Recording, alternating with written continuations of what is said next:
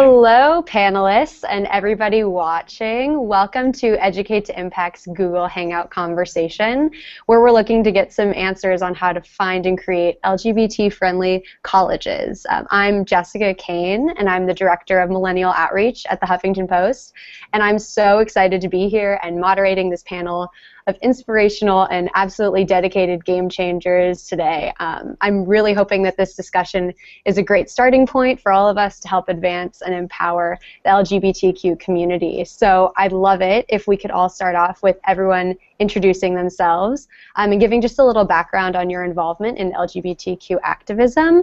Let's go alphabetical order by first name. So Jacob, why don't you go first? Hi everybody, my name is Jacob Tobia. I'm an LGBTQ consultant. I'm a writer. I do a whole bunch of different things. I'm also genderqueer and do a lot of advocacy around gender non-binary folks and on behalf of the trans community. And I'm sort of coming to today's conversation having graduated from Duke University, not this May, but last May in 2014, where I did all kinds of LGBTQ related advocacy and founded a coalition called Duke Students for Gender Neutrality that worked on a slurry of trans-inclusive policies on campus. And we'll get more into sort of everything that I did as the Hangout goes on, but that's a little bit about me.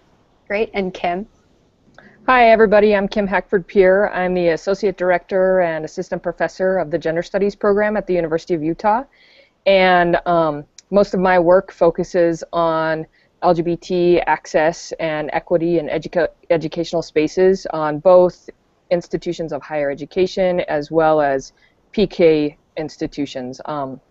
Much of my work centers on Utah specifically, so I'm coming to this conversation from sort of working in a conservative space as an activist and a strategist. Great. And Shane? Hi everyone, my name is Shane Windmeyer. I'm the Executive Director of Campus Pride. And I come to this Google Hangout from being a student and starting Campus Pride to help students find campuses that are LGBT friendly. I authored a book in 2006 looking at the 100 best campuses for LGBTQ students. And currently Campus Pride works to help students find campuses through our College Fair program and our index. So it's good to be here today. Awesome. And finally, last but not least, Timon. Hi, Timon West. I currently serve as Managing Director for Teach For America's LGBTQ Community Initiative. Like Jacob earlier, I'm a Dookie and was a former it was DGLA president back in the day. We didn't even acknowledge Qs or Bs or anything else. President while I was at Duke. I also helped start a campus organization while at Stanford in grad school called BLAQS, which is BLAQS. It was an acronym for Black and Queer at Stanford, acknowledging that sometimes LGBTQ inclusive spaces could stand to be a lot more culturally diverse and creating spaces where the intersections of those identities can really interact. So I'm really happy to do work currently as a former professor and in working with partners like Shane at Campus Pride to really support campuses and LGBTQ inclusive environments. Great. So thank you, everyone. And now I'd really just like to jump right in and start picking each of your brains because I know we only have an hour, and I think all of us could talk forever if we had to about these issues. So first, Kim, I think it would be really helpful for us to know what are some of the biggest issues that LGBTQ students are facing on campuses right now? Gosh, I mean, I think there are a host of issues that students face, and it probably depends upon sort of where they are in the country and what campus they're at and even what they're studying. I know that that's certainly the case here at the University of Utah.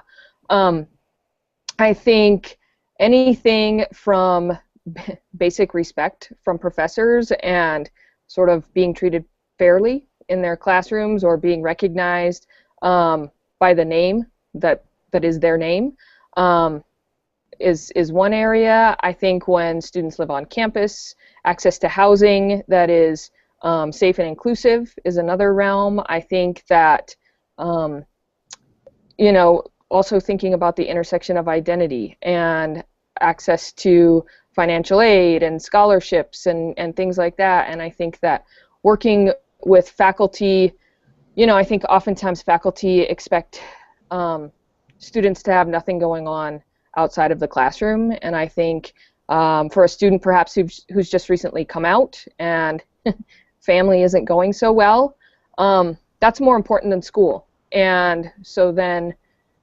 sometimes that's more important than your assignments, and your grades reflect that, which then has a negative impact on your ability to access scholarships or maintain the GPA that you need. So I think there are a whole range of things, including access to health care and those sorts of things. Definitely. Jacob, I know you were a recent student. Do you have anything to add from the ground that you've recently experienced? Yeah, I mean, I think for me in undergrad, housing was the place where sort of like exclusion as a trans person felt most acute for me. I mean, there were a lot of different issues that made campus more or less friendly for me as an LGBT student, but I think housing is definitely where I felt most kind of like blatantly excluded, because it was sort of like, well, we have a system set up on campus where you have, you're either a man or a woman, and you're separated based on that, and we don't have any possibility to compute anything other than that. We don't have the ability to consider any other options or think about what's best for you. Particularly in my first year, that was like really the case, and which is why so much of my advocacy in undergrad focused on gender-neutral housing options, because I think that, when I think about all the other obstacles that students face on campus, housing feels to me like the most intimate, because it's where you have to come back to and sleep every day,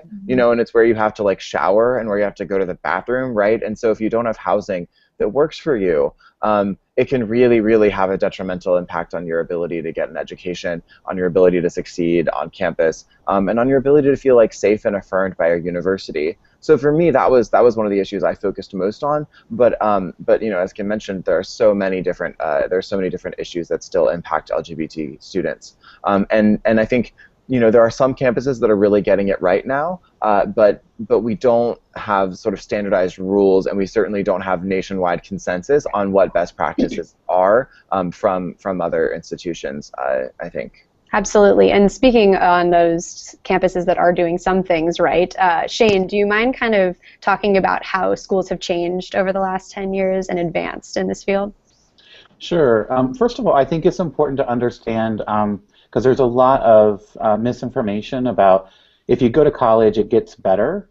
And it doesn't get better just by going to college. You have to pick the right college that has LGBTQ support services, programs, and and policies that are in place. And roughly, there's only about 250 campuses that have an LGBT resource center in this country.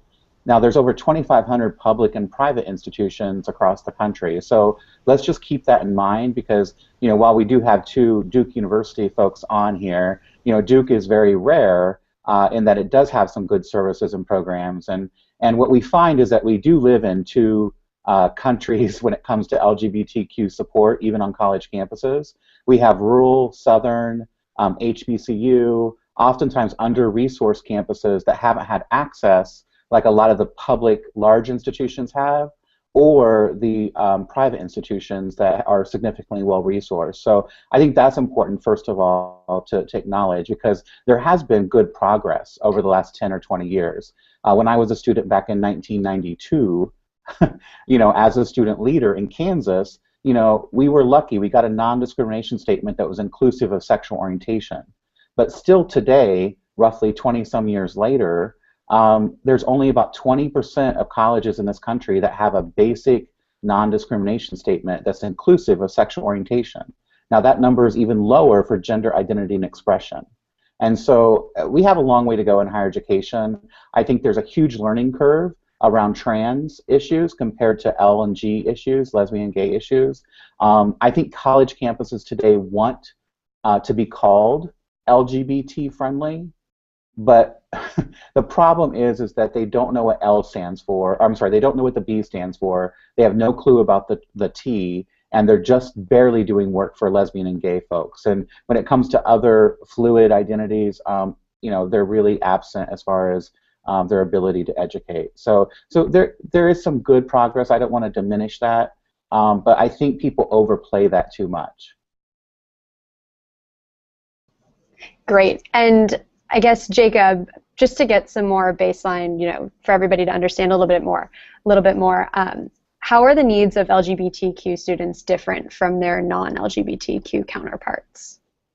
I think the need for me centered around safe space, and around access and around resources that are specific to your identity. I think when if you don't identify as LGBT and you identify as cisgender or as heterosexual, campus institutions are often built around you, right? They're built for how you experience the world and around your identity, and so sometimes I think folks may be like, oh, well, why do LGBT students need special resources? And I think it's because campuses have been built around the experience of cisgender and heterosexual students. And so it's really important to have more resources and to have safe spaces and to have specific programs and to have LGBT centers, and all of those kinds of things for LGBT students so that they can thrive and so that they can succeed in the same way as any other student.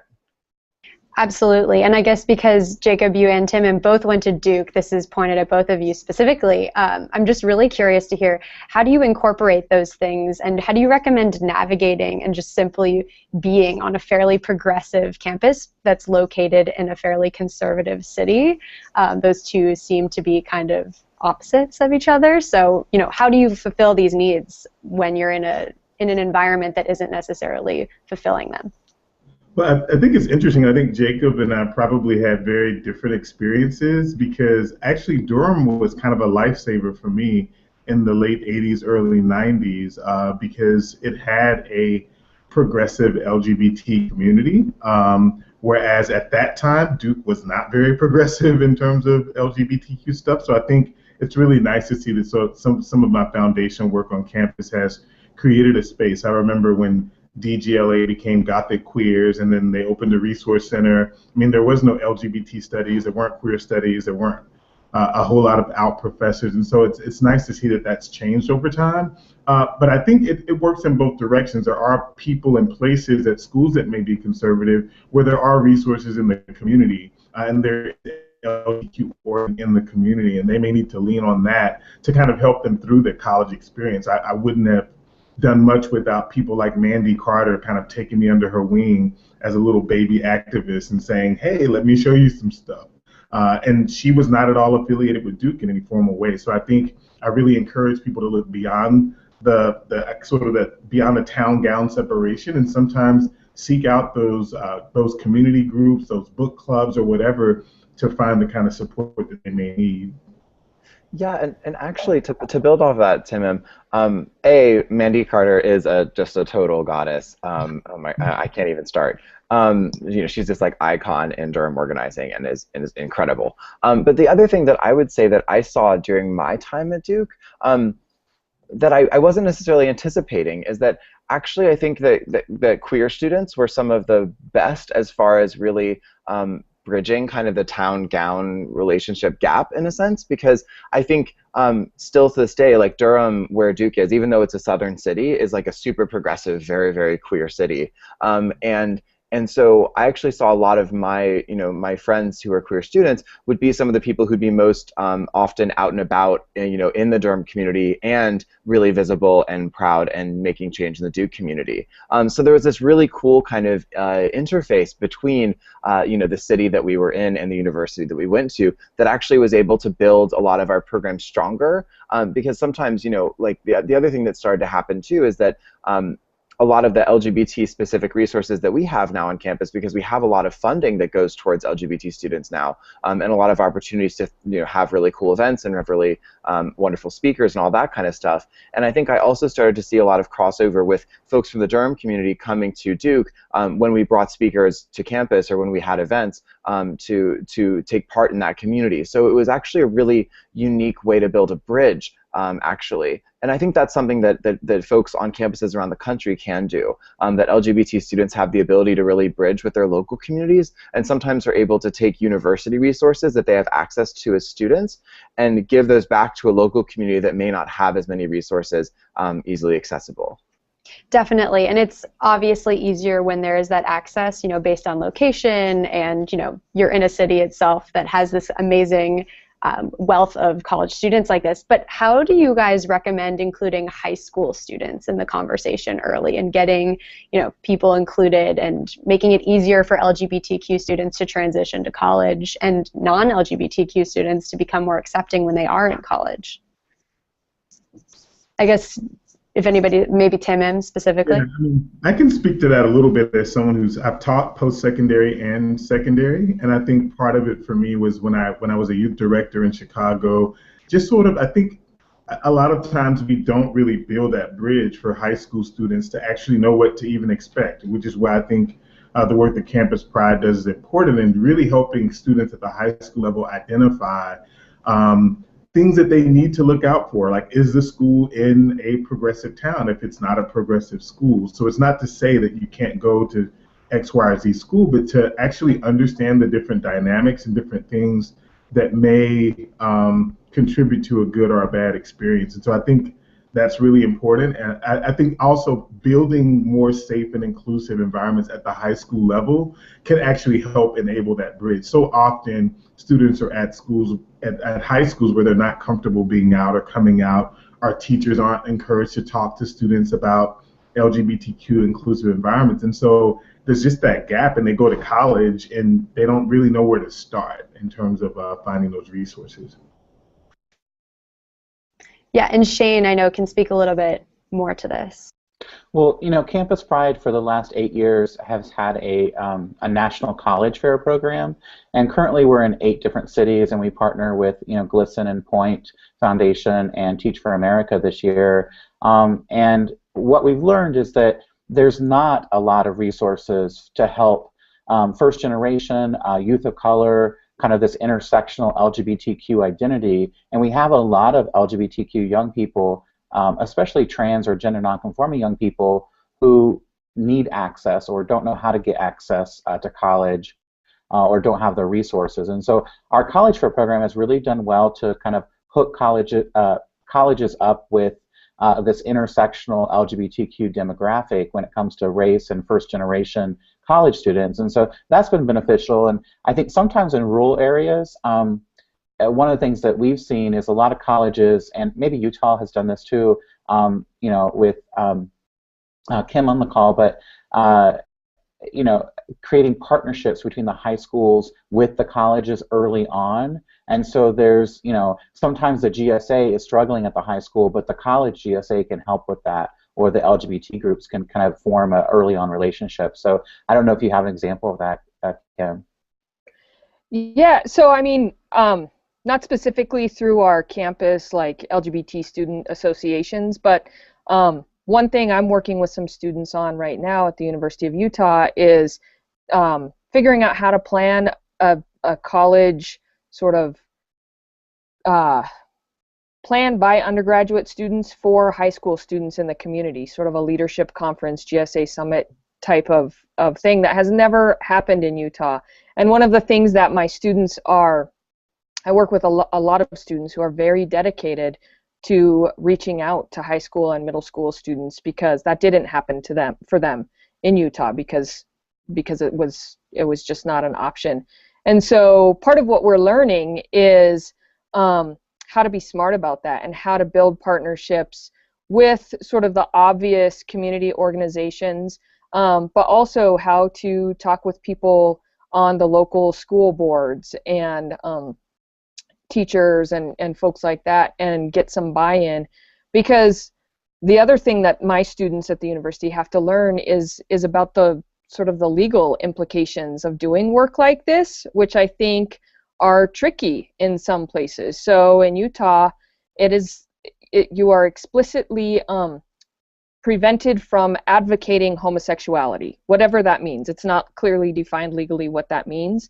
So I think students are really excited about doing this work and learning some excellent skills in sort of translating policy and being smart about building partnerships and collaborating in ways that they hadn't anticipated to provide access, and are learning that that the educational opportunities that they can provide for local high school and middle school students are cover a range of things. And so that's really exciting to me, because it's not just about LGBT identity development. It's about sort of navigating this space that we live in and that most of us like living in, and supporting each other as we do that. Another thing that I would chime in about is just that, another place where I see a big disconnect oftentimes, but I think it's really it's starting to mend, is when it comes to the admissions process for LGBTQ students. This is something that we worked on a lot as the LGBT student group, towards the end of my time in undergrad. Part of what we did was we realized that the Prospective Student Weekend didn't have an explicitly LGBT-focused event from student to student, so that prospective LGBTQ students could meet current LGBTQ students and know that this was, know what the campus culture was like and know what the environment was like, and that because we didn't have those kinds of resources, we were actually losing a lot of really competitive LGBTQ students. And so what we did is, we took it on ourselves as a student group to throw ice cream socials just, on all of the prospective student days for admitted students, and ensure that we were really visible and loud and out there on the quad, so people could see us. And then now we're working to institutionalize that kind of outreach via the admissions office, so that when students are accepted, that they are connected immediately to LGBTQ resources, so that they know kind of what the situation is like on the ground prior to having to commit to a school. And then even earlier than that, before admission, working on in the application process, ensuring that folks know that they can be open about their LGBTQ identity, know that they won't be discriminated against, and know that they can talk about LGBTQ organizing and their political work around the LGBTQ community if that's been an important part of their high school leadership experience. Absolutely. I would join that immediately if there was an ice cream social. Can I go back to college and do that right now? My school was not that progressive. I would love that. Now, Shane, I know you've spoken a lot about this topic, and you've even made a video about the top 10 LGBTQ, the top 10 things that LGBTQ youth should look for on campuses. So what constitutes as the best campuses for LGBTQ students? Well, the video is trending, quite popular, so go and check it out. I did watch it all the way through. We, like I said, for 8 years now, we've been asking high school students to come to our college fair, and we've taken some time to see what questions they're asking and what they're looking for. So, the top 10 kind of overviews, things that many of us on the call have either mentioned or hinted at, around programs and services, around gender inclusive housing, around, having trans or, different services for kind of the fluid kind of sexual identities, because I don't want to just lock us into talking about LGBTQ when in reality a lot of our young people define beyond those boxes. And so the top 10 is kind of cool. The topic we were just talking about, though, I think is fascinating because more and more colleges are directly recruiting LGBTQ students, and we didn't always have that just 5 years ago. So there's been significant changes in recruitment of LGBTQ students. And just last year we had probably about 260 colleges roughly that have come to at least one college fair. And so that's really great. I think the challenge, and what I ask students when they go on their campus visit, we actually have a tool on our website, what questions to ask on the campus visit. But campuses have to retain the LGBTQ students that they're recruiting. And so that's the next topic, and LGBTQ young people can help hold campuses accountable, saying, you recruited me here, so what are you doing to retain me and to make sure that I graduate as a young person of color who happens to be bisexual and of the Christian faith, what intersections of my identity are you serving? And so I think that's a really important topic for LGBTQ young people to be asking their colleges, is retention along with the recruitment. And how do you recommend scaling some of these, what would you even say, some of these methods of maintaining students? Well, Jacob hinted at, benchmarks. Campus Pride for 8 years has had the Campus Pride Index, which is a series of national benchmarks for LGBTQ inclusive policies, programs, and practices. And so, for they provide a star rating, and it's a free tool that if you're a prospective student or if you're a parent, you can go online and find the campuses that have come out as LGBTQ friendly. There's many campuses, Duke until just this past year and a half I don't think was on the index, but there's more and more campuses that are coming out as LGBTQ friendly.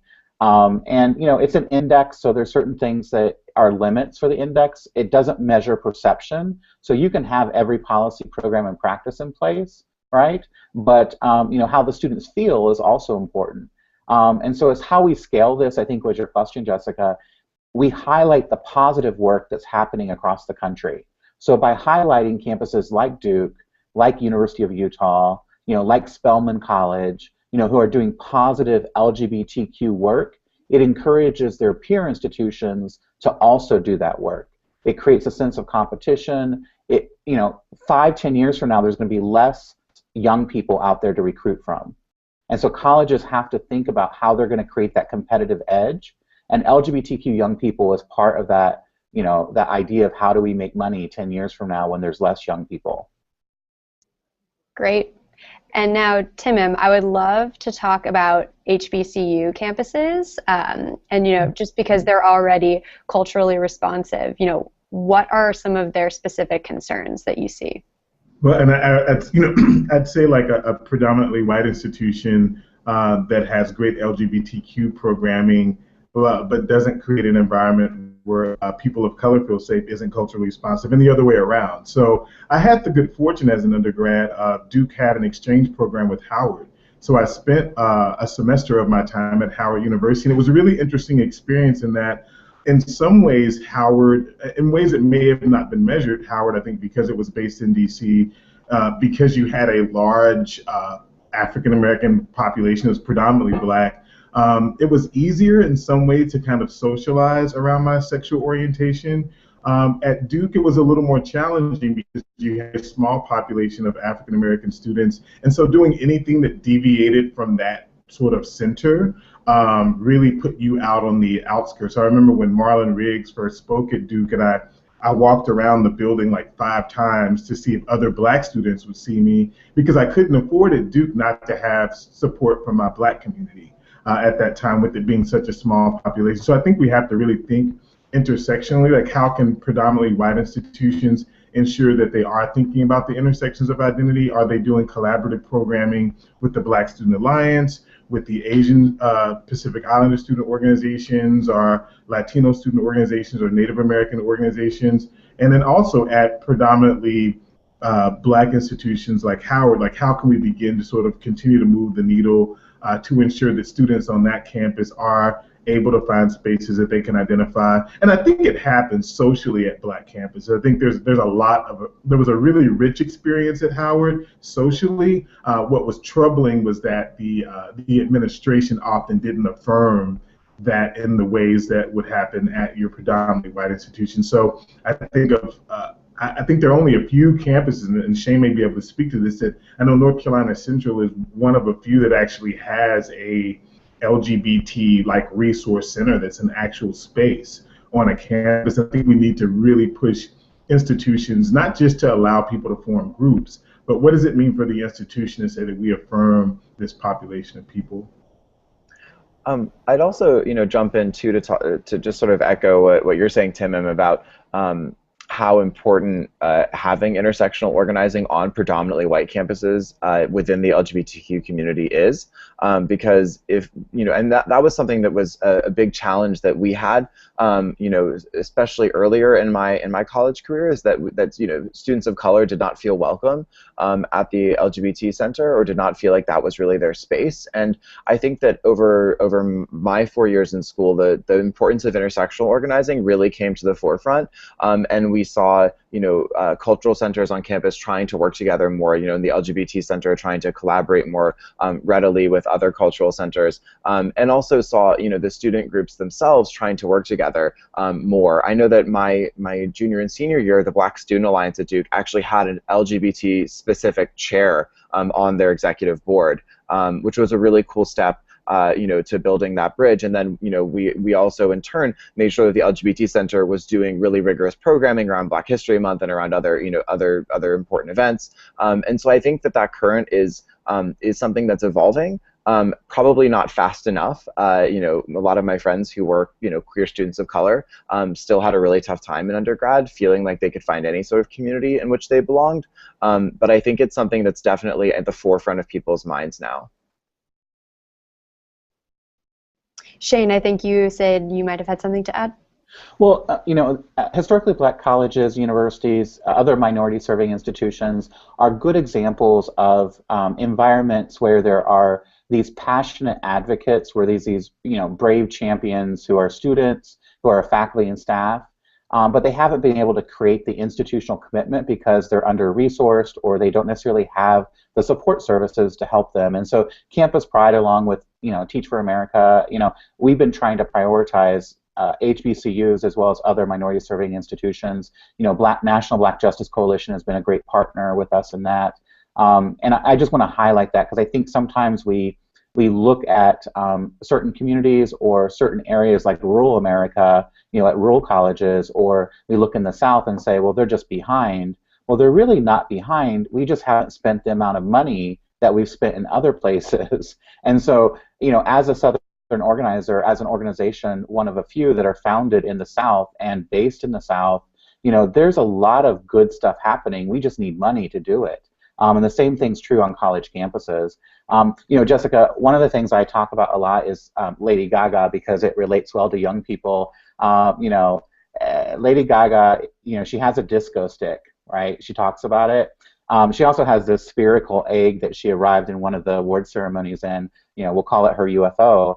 Imagine if she were to come to a college campus and take her disco stick and actually zap up all the LGBTQ people, right? The students, the faculty and staff, even some of the straight people who are doing this work as volunteers, right? If she were to zap up and take them in her UFO and go off to Pluto and have a big party, right, a celebratory party, the question becomes, what is the institutional commitment that is left behind to make sure that all these programs and support services still happen on college campuses, right? Because it's the volunteers, it's the students still today who we put the responsibility for their own safety on their backs, right? So LGBTQ students have that. And trust me, I don't watch a lot of football, but I know for a fact if a college has a football team, they're going to provide a helmet, they're going to provide pads, they're going to provide a uniform, they're going to provide a field and a coach to make sure that they have a winning season,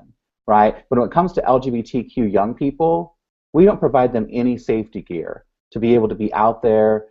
People like Jacob, who has been a pioneer in Duke and across North Carolina, these are brave young people who are doing amazing work, but they don't have the safety gear or even the field to play on or a ball to be successful on some campuses.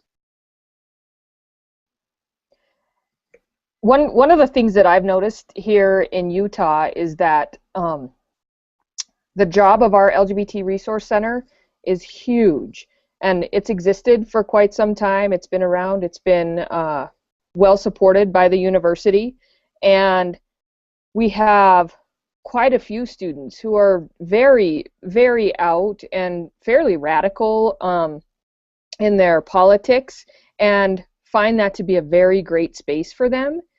And we have lots and lots of Mormon students who also identify as LGBT and have a much harder time finding a space on campus because the way that religion and gender or sexual identity is intersecting for them is making it difficult for them to find spaces that have kind of grown up in resistance to the Mormon Church. And so that's sort of a new challenge that our campus is working with, and finding ways to support different kinds of intersectionality on our campus. And it's interesting, and I think that students are finding their way through that, and administration is sort of following their lead, which is I think a good approach to this. But I do think that it would be beneficial for administration to find some leadership in this conversation as well. Definitely. And I'm curious, Kim, too, what are your recommendations for increasing visibility of staff and faculty as allies on campus? Because we know, some of the staff stay on campus for a couple years and they're helpful, but then there are those who stay 20 plus years. So how do you recommend to increase visibility for them? And just I'm kind of the person who just tells my colleague, you got to show up. You just need to show up. And I know lots of campuses have like safe zone campaigns and have the little stickers on their doors and things like that. And I think that holds meaning to a number of students. And I don't think that's enough. I don't think that little sticker is enough. The institution that I worked at prior to coming here, my partner and I both worked at the campus, and it was a small campus in a rural location, and we were the only two out faculty or staff members on the entire college. So finding allies to be there, because we couldn't do it all, was a very important thing. And for us, it was about building relationships with our colleagues and talking to the students that we worked with about our own allies on that campus, because that helped students know who they could just turn to. I think on bigger campuses it's different. That was a very small campus. On bigger campuses it's different, and it's much more about work within your own department or even your own college. But I do think that consistently showing up is huge, and not thinking that someone else will be there. And I know we get tired and we get overwhelmed, but that's part of the work is being there for our students. Absolutely. And then I'm just curious, because I want to talk about students who aren't necessarily exposed or well-versed in LGBTQ, like movements in general. How can we advance our curriculum, both in and out of the classroom on college campuses, for those students who aren't necessarily actively seeking out more involvement? I know that's the big question, right? That's a huge question. I mean, I think most colleges and universities have sort of like a general education diversity requirement, and I think some institutions handle that requirement better than others, but I think that that's one place to start. But I also think, again, that can't be enough. We can't think that, we talked about gay issues, white gay issues one day in our required class, and now we've solved this issue. And I think that that's sometimes how it happens.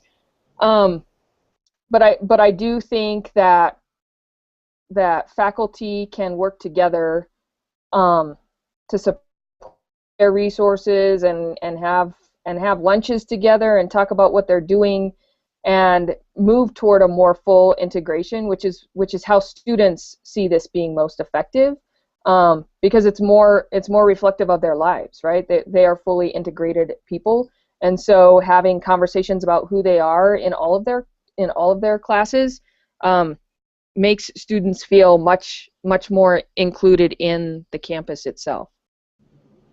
I was also going to say, I think that there are some opportunities for intersectional sort of advocacy for faculty and staff retention, because students of color are having issues on campuses with so few faculty that are tenured, that are representative of diverse groups.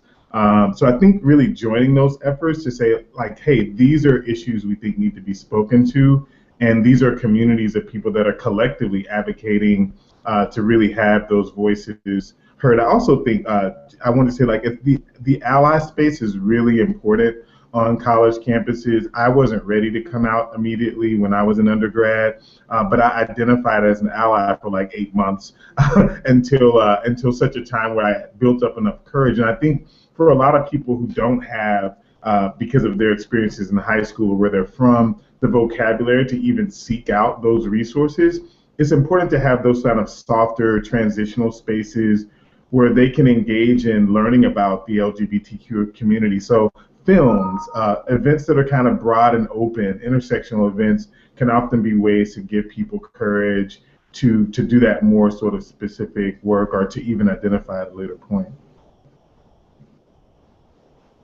Yeah, I mean, I think one thing that I always thought was interesting about the way that universities seem to approach preparing students is that, you know, college is an overwhelming environment in so many ways, and it's a really new environment for students in so many ways. And you know, universities seem really involved in educating students about certain parts of how that environment may challenge them. For example, I mean, like, I know that at almost every campus around the country, like alcohol education and sort of learning basic rules about like what alcohol poisoning looks like and how to drink responsibly and all those other kinds of things are mandatory, and that there's like that you like can't, you know, you can't register for classes or get preference in registration for not completing courses like that. And I think, you know, in the context of identity, it's really interesting to me because you know, colleges will so often drop students from completely different backgrounds who have never been exposed to a diverse group of people before in their lives, and expect that there isn't sort of a huge learning curve there for students with privilege and with privileged backgrounds about how to be allies and how to not create a hostile environment for other students. So I think it's really a frontier in higher education that is profoundly shared between, you know, between women and between POC communities and between the LGBTQ community. You know, trying to figure out how we set culture or more and earlier on in the university sort of space, and how we actually prepare students fully, particularly students from backgrounds of privilege, to engage in a diverse community in a way that is productive rather than harmful. You said it very, very eloquently, all of you guys. And I think we only have time for about one more question that I would like to direct first at Shane and then Jacob. What medical centers can people not only go to be taken care of, but also to help take care of LGBT and particularly trans students on campuses? Well, I think that the question about medical support really depends on the location of where the student's at. You know, there are medical centers on campus, health centers that have really inclusive LGBT and sometimes T services, but it really just depends. It's situational. You know, Campus Pride spends a lot of time. I don't know if you have shared this yet, but Campus Pride has a clearinghouse around trans policies, and the campuses that have health insurance coverage for students who are trans or gender nonconforming are listed, the different campuses, as well as the health insurance policies that are inclusive for trans employees of campuses. And so that website is campuspride.org/T as in trans, P as in policy, C as in clearinghouse. And so anything trans related that's cutting edge or progressive, you know, because sadly trans work is still underrepresented. It's not happening nearly as much as the LGB or sexual identity work. You can find on that website. I'll turn it over to Jacob, though, as far as specifically medical center stuff. Well, I think, I mean, obviously it is a challenge where it's something that most universities are just beginning to wrap their heads around.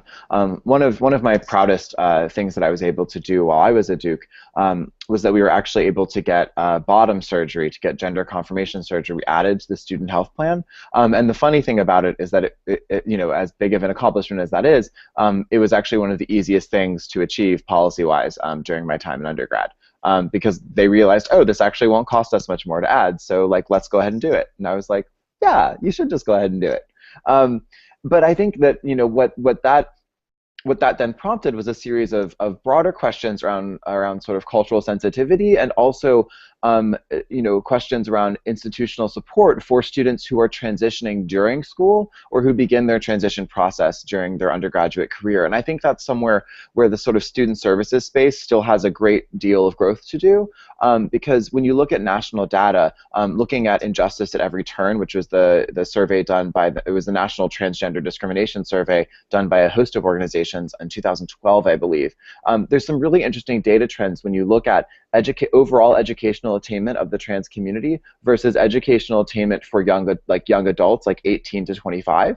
And what they find is that trans people in the 18 to 25 bracket are getting higher education at lower rates than the general population. But then when you look from 25 to like 35, trans people are getting higher education at a rate 3 times that of the national population, something like that. I'm not sure if the data is 100% correct. I don't have it in front of me. But what that suggests is that students, when they are sort of emancipated from their parents, when they turn 18, when they're able to go forth into a life that they are able to control more of, that they're transitioning into their gender identities then, but that they aren't necessarily feeling safe doing that on campus while continuing their education. And so I think that another big frontier in higher ed policy is trying to create spaces on campus and trying to create the resources necessary such that not only do students have coverage to get the care that they need to transition, but also so that students have the resources that they need to feel safe and affirmed and to continue their education while they're transitioning. And also just wanted to direct people that are interested to Educate to Impact's resource page in case you're seeking these resources, which is educate2impact.org/resources. And now, does anybody have any closing statements before we finish? You have a huge audience right now if you're interested in any last words. Well, I'll say something Great. real fast if I can, and I hope that others will add. But first of all, Point Foundation, Wells Fargo, thank you for this opportunity. I think anytime nationally when we can have these discussions with LGBTQ young people, with parents and families, they're the ones that are going to push colleges forward, right? And so while I want every college to have an institutional commitment, it's only going to happen if we have young people out there doing this work, if we have staff, faculty, and parents and families involved. So I want to recognize that. I think it's also the Title IX compliance out there for folks who are aware of that. Now's a huge opportunity for campuses to become aware and educated on LGBT and T issues because they're going to have to be compliant. And really the mandate of Title IX is really about understanding and becoming educated and making authentic decisions to be held responsible for LGBTQ communities. And so that's our encouragement. If I could plug, this summer in July, Campus Pride has our leadership camp, and it's here in Charlotte, North Carolina. So we also have a professional academy for advisors, and so check that out. Thank you very much. And I'll just add that there are people on every campus. There is someone who is there, who is either secretly doing this work or very publicly doing this work, and sometimes there's a big group of people working on it. And so I'm a big believer that whatever institution you end up in can be a space that that you can find a home, and that you can find people who will support you and unconditionally be there for you as a student. And hopefully there are ways that you can navigate to find those folks, because once you find that community, it's a very powerful thing. Not just for students, but for faculty and staff. It really is the best part of my job at the university. I'd also add that I think for those of us who've attended campuses, like when I was at Duke, it wasn't nearly as affirming as it's become now. But I've also been active as an alum of the institution. So I think even upon graduation, what you can contribute by being an active alum who is concerned about the culture and climate at these colleges, as an alum, you have a lot of leverage to talk to people at the university about making sure those environments remain and improve on their LGBTQ affirmation. So that's something I've certainly continued to do as an alum of both Duke and Stanford, just to really hold them accountable to wanting to create a better environment, as well as at Howard. So. I think what I would say, just to any LGBT students who are having a lot of trouble in school, whether you're in high school or you're in college or you're in grad school or whatever you're doing, or in middle school, I would say that like staying in school and succeeding, and if you can bear it, is the best way to stick it to the jerks who are trying to make you feel like you don't belong. That the best thing you can do for yourself and for your community, and to sort of prove the folks who are trying to marginalize you wrong, is to find a way to succeed and to thrive and to find the community that you need, and to find the safety and the happiness that you need. For some people, that does necessitate, you know, like getting out of hostile environments. But I would say that if you can bear it, staying in school is the best way to stick it to them. Seriously, a huge amen from everybody on this panel right now. Thank you all so much. This conversation has been extremely constructive and rewarding, just even for me. And I know that I'll be taking what I learned into my own day-to-day work from now on. So thank you again for all of your insights and your work with LGBTQ activism. And it's really been an honor for me to talk to you guys all today. And I just truly admire every single one of you. And thank you to everybody who is watching and listening to us.